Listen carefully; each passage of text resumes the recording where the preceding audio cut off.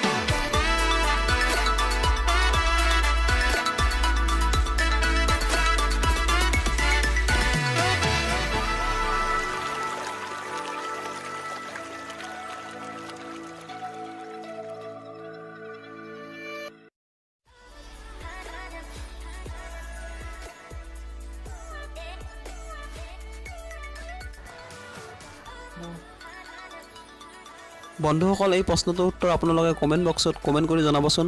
ৰাষ্ট্ৰীয় সন্মান লাভ কৰা প্ৰথমখন অসমীয়া কথাছবিৰ নাম কি?